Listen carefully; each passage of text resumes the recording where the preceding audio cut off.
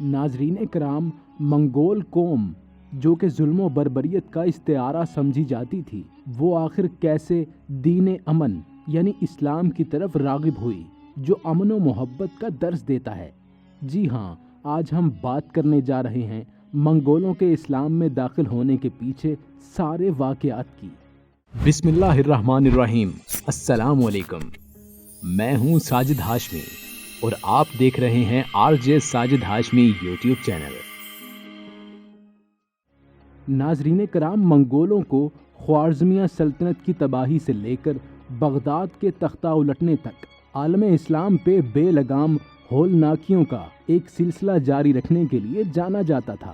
13ویں صدی میں اسلامی مصنفین نے منگولوں کو ان کے گناہوں کے لیے خدا کی طرف سے بھیجی گئی سزا قرار دیا۔ پھر بھی 13ویں صدی کے اختتام سے قبل سلطنت کے مغرب میں بہت سے منگولوں نے اسلام قبول کر لیا، اور وقت گزرنے کے ساتھ ساتھ چنگیز خان کے کچھ وارثوں نے یاسا پر شریعت کو سنبھال لیا۔ اسلام کے ساتھ منگولوں کا رابطہ 12ویں صدی میں شروع ہوا، جب اسلامی تاجر کھالوں اور جانوروں کے بدلے میں قیمتی سامان جیسے ٹیکسٹائل یا دھات کے اوزار لائے۔ کم از کم 2 مسلمان، حسن اور جعفر کھوجا، چنگیز خان کے قریبی ساتھیوں میں شامل تھے۔ اس کے فرار کے دوران بیلجونا جھیل پر انہوں نے اس سے وفاداری کی قسم کھائی جیسا کہ چنگیز خان نے منگول سلطنت کو وسعت دی۔ مسلمان تاجر خان کی جانب سے سفیروں اور جاسوسوں کے طور پر کام کرتے ہوئے نمایاں کردار ادا کرتے رہے، جس پہ انہیں انعام دیا جاتا اور انہیں منگولیا کا مشکل سفر طے کرنے کی لالچ رہتی تھی۔ جب چنگیز خان کے عظیم جرنیل نویان نے 1218 میں اپنے بھاگنے والے دشمن کچھ لوگ کا تعاقب کرتے ہوئے ٹیرم باسن کا اعلان کیا، تو اس نے اعلان کیا کہ تمام لوگ اپنی مرضی کے مطابق عبادت کرنے کے لیے آزاد ہیں۔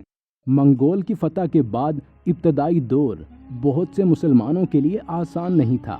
اگرچہ یہ سچ ہے کہ منگولوں نے عام طور پر مذہب کی بنیاد پر ظلم نہیں کیا، لیکن منگولوں نے مخصوص عقائد کو ایذا دی۔ جو چیز انہوں نے رسم و رواج اور چنگیز خان کے قانون کے خلاف پائی، یہ خلاف ورزیاں جیسے حلال ذبح یا بہتے ہوئے پانی میں گندی چیزوں کو دھونا، یہ منگولوں کے ظلم کا نتیجہ تھا۔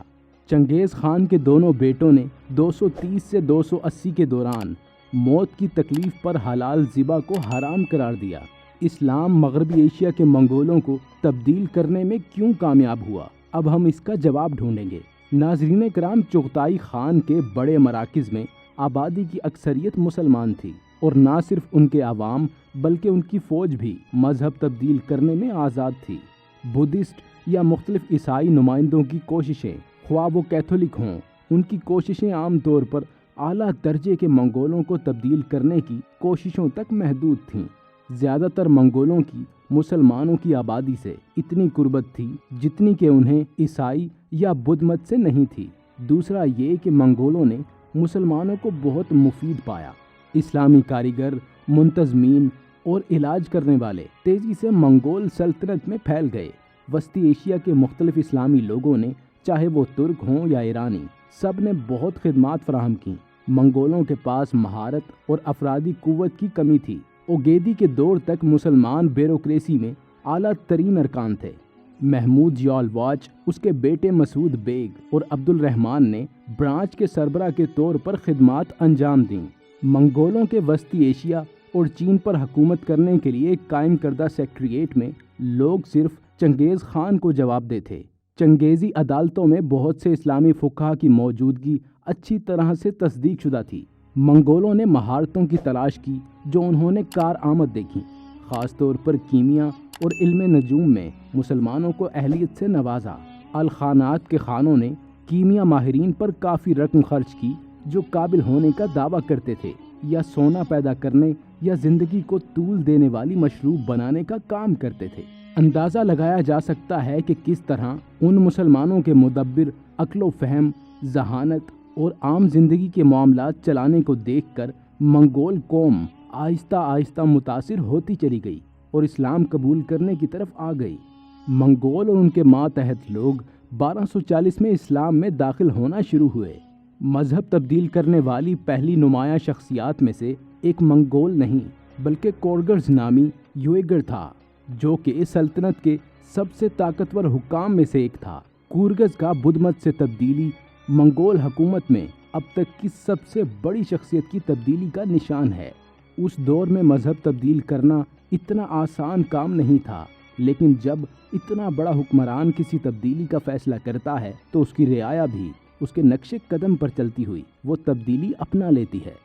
منگولوں کی توسیع اور استحکام میں اہم اکائیوں میں سے ایک گریزن خانہ بدوش فوجیوں پر مشتمل علاقے میں مستقل طور پر تعینات فورس تمامہ تھی۔ تمامہ میں منگولوں کو اپنے خاندان کو ساتھ لانے سے منع کیا گیا تھا۔ اپنے وطن، خاندانوں اور دشمنوں سے الگ ہو کر نئی بیویاں لینا عمومی تھا۔ تقریباً 20 سالوں کے مختلف تاریخی واقعات میں ظاہر ہوتا ہے کہ نہ صرف ان کے کیمپ میں بہت سے مسلمانوں کی موجودگی بطور مشیر، منتظم اور صوفی، بلکہ اس کے آدمیوں کی بتدریج تبدیلی بھی پائی جاتی تھی۔ شاید سب سے مشہور کنورٹ برقع خان تھا، جو اپنے کزن کے خلاف جنگ کے لیے جانا جاتا تھا۔ اس کی تبدیلی کے لیے متضاد بیانات دیے گئے ہیں۔ یا تو اس کی پرورش مسلمان ہوئی تھی یا پھر اسے تبدیل کیا گیا تھا۔ تو ناظرین، اس طرح سے فوجی سطح پر اور حکمرانوں کے مابین علماء اور قاضی حضرات کا بیٹھنا حکمرانوں سے لے کر رعایا تک منگولوں کے مذہب کی تبدیلی کی وجہ بنا۔ امید کرتے ہیں کہ آپ کو ہماری آج کی منگول ہسٹری سے متعلق یہ معلوماتی ویڈیو پسند آئی ہوگی۔ ہم اپنے منگول ہسٹری کے سلسلے کو کل یہیں سے شروع کریں گے۔